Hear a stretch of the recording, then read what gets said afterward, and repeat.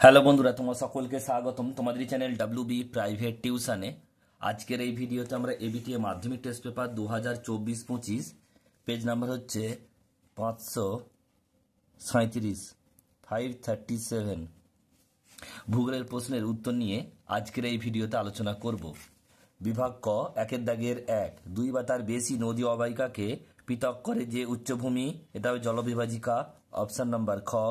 একের দাগের 2, পার্বত্য হিমবাহের পৃষ্ঠদেশে সৃষ্ট গভীর ফাটলগুলিকে বলে ক্রেভার্স।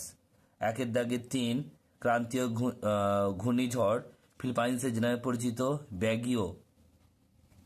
একের দাগের 4, পর্বতের ঢাল বেয়ে নেমে আসা শীতল বায়ুকে বলে ক্যাটাবেটিক বায়ু। একের দাগের 5, সমুদ্রে যেখানে উষ্ণ ও শীতল স্রোত মিলিত হয় তাকে বলে হিমপ্রাচীর। একের দাগের 6, পৃথিবী থেকে চাঁদের মধ্যে সর্বনিম্ন দূরত্ব হলে তাকে বলে পেরিজি। একের দাগের 7, যে বর্জ্যের কারণে জলাভূমিতে ইউট্রোফিকেশন ঘটে কৃষি বর্জ্য। একের দাগের 8, ভারতের বৃহত্তম কেন্দ্রশাসিত রাজ্যটি হল লাদাখ। অপশন নাম্বার গ। একের দাগের 9, নীলগিরি পর্বতের নিকটবর্তী পশ্চিম ঘাট পর্বতমালার গিরিপথটি হল পলঘাট। অপশন নাম্বার ঘ।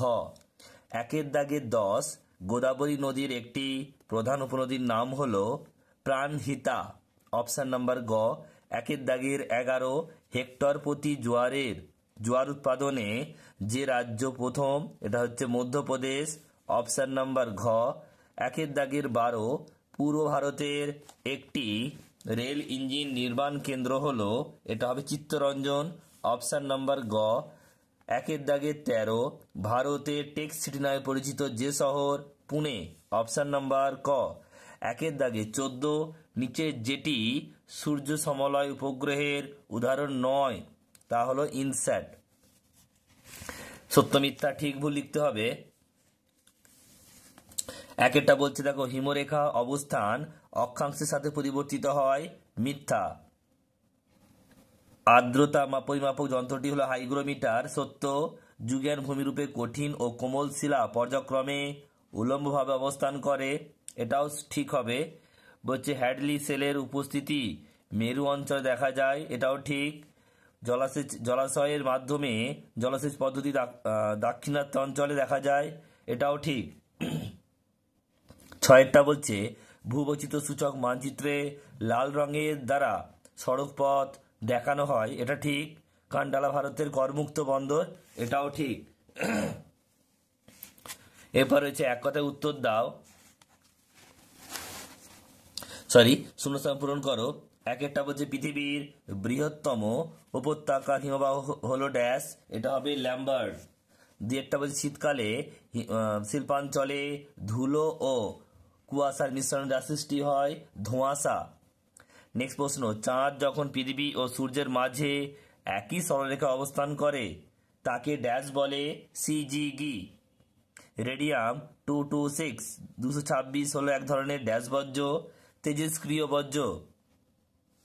5টা দক্ষিণ উত্তর দক্ষিণ করিডোর উত্তরে শ্রীনগর থেকে দক্ষিণের কন্যাকুমারী পর্যন্ত বিস্তৃত, কন্যাকুমারী হবে। মালাবার উপকূলে উপহ্রদগুলিকে স্থানীয় ভাষায় ড্যাশ বলে, কয়াল বলে। 7টা ভারতে মৃত্তিকা গবেষণা কেন্দ্র ড্যাশ শহরে অবস্থিত, এটা হবে দেরাদুন। এক কথায় উত্তর দাও, সুন্দরবন অঞ্চলে কোন দ্বীপটি বিশ্ব উষ্ণায়নের ফলে সম্পূর্ণ নিমজ্জিত হয়েছে? নিউমুর। রাজস্থানের থর মরুভূমির শুষ্ক গিরিখাত কি নামে পরিচিত? ওয়াদি। 3টা বলছে ঋতু পরিবর্তনের সাথে সাথে কোন সমুদ্র স্রোত প্রবাহের দিক পরিবর্তন করে? এটা হবে মৌসুমি। নেক্সট প্রশ্ন পরেরটা, 4টা বলছে ডিসলেক্সিয়া রোগ কোন ধাতব দূষণের ফলে হয়? এটা হবে সীসা। নেক্সট প্রশ্ন 5টা, ভারতের একমাত্র বন্দর ভিত্তিক লৌহ ইস্পাত শিল্প কেন্দ্রটির নাম কি? বিশাখাপত্তনম। ফ্রান্সের রোন নদীর পার্শ্ববর্তী অঞ্চলের উপর দিয়ে প্রবাহিত স্থানীয় বায়ুর নাম কি? এটা হবে চিনুক। সাতেরটা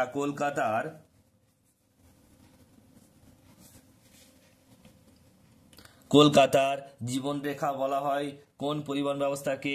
এটা হবে মেট্রো।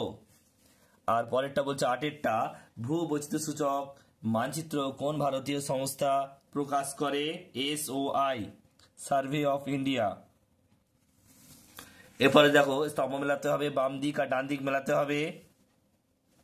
কারেওয়া, 4 হবে জাফরান বৃহত্তম মোটর গাড়ি নির্মাণ কেন্দ্র, 3 হবে গুরগাঁও। রেডোডেন্ড্রন এটা 1 হবে আলপিও বনভূমি। আর সালেম এটা 2 হবে, অর্থাৎ শঙ্কর ইস্পাত কেন্দ্র। শূন্যস্থান পূরণ আর এক কথায় প্রশ্নের উত্তরগুলো একটু দেখে নাও তোমরা এবং মিলিয়ে নাও। 1 ল্যাম্বার্ট হবে, 2 ধোঁয়াশা, 3 সিজিগি, 4 তেজস্ক্রিয়, 5 কন্যাকুমারী, আর 6 কয়াল, 7 দেরাদুন। এরপরে দেখো 2 এর 3 এর 1 কথায় উত্তর। 1 হবে নিউমুর, 2 হবে ওয়াদি, 3 হবে মৌসুমি, 4 হবে সিসা, 5 হবে Visakhapatnam, 6 চিনুক, 7 metro, 8 SOI, survey of India.